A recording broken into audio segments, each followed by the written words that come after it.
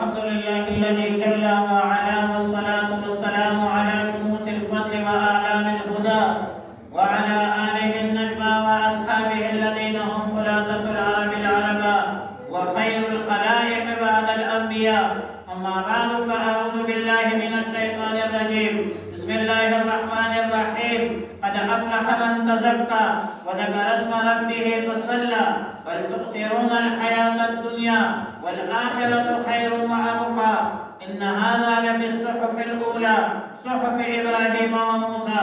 وقال الله تعالى عز وجل: وما خلقت الجن والإنس إلا ليعبدون. وقال الله تعالى عز وجل: يا أيها الناس اعبدوا ربكم الذي خلقكم والذين من قبلكم لعلكم تتقون. وقال النبي صلى الله عليه وسلم: إن القلوب تستوي كما يستوي الحديد. وقال النبي صلى الله عليه وسلم: ليس الشديد بالسرعة، إنما الشديد الذي يملك نفسه عند الغضب. وقال النبي صلى الله عليه وسلم: الحياء شعبة من الإيمان. وقال النبي صلى الله عليه وسلم: المسلم من سلم المسلمون من لسانه ويده.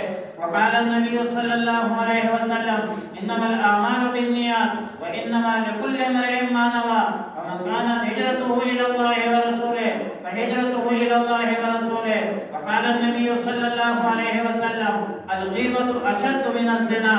صدق الله العظيم وصدق رسوله النبي الكريم، ونحن على ذلك لمن الشاهدين والشاكرين، والحمد لله رب العالمين.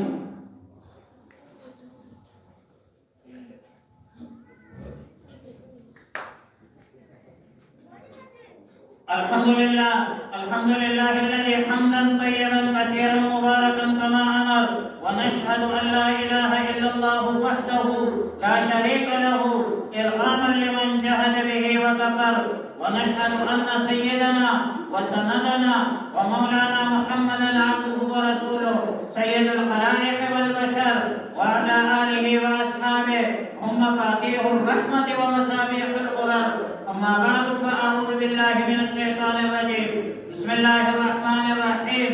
ألم تر إلى الذين بدلوا نعمة الله كفرا وأحلوا قومهم دار البوار جهنم يصلونها وبئس القرار وجعلوا لله أندادا ليضلوا عن سبيله قل تمتعوا فإن مسيركم إلى النار. وقال النبي صلى الله عليه وسلم: أرحم أمتي بأمتي أبو بكر رضي الله تعالى عنه، وأشدهم في أمر الله عمر رضي الله تعالى عنه، وأتقهم حياة عثمان رضي الله تعالى عنه، وأتقاهم علي كرم الله تعالى وجهه.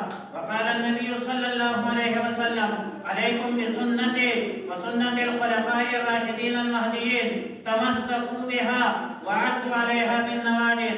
اللهم اجعل جمعنا هذا جمعا مرحوما مرحوما، ولا تجعل فينا شقيا ولا محروما، وتفرقنا من بعده تفرقا معصوما. اللهم أيد الإسلام والمسلمين والعلماء الربانيين والمبلغين والمجاهدين في كل مكان. اللهم انصر من نصر دين محمد صلى الله عليه وسلم واجعلنا منهم، واخذل من خذل دين محمد صلى الله عليه وسلم ولا تجعلنا منهم. إن الله يأمركم بثلاث وينهاكم عن الصلاة. إن الله يأمر بالعدل والإحسان وإيتاء ذي القربى وينهى عن الفحشاء والمنكر والبغي يعظكم لعلكم تذكرون. فاذكروا الله يذكركم، ولذكر الله تعالى أعلى وأجل وأتم وأعظم وأكبر.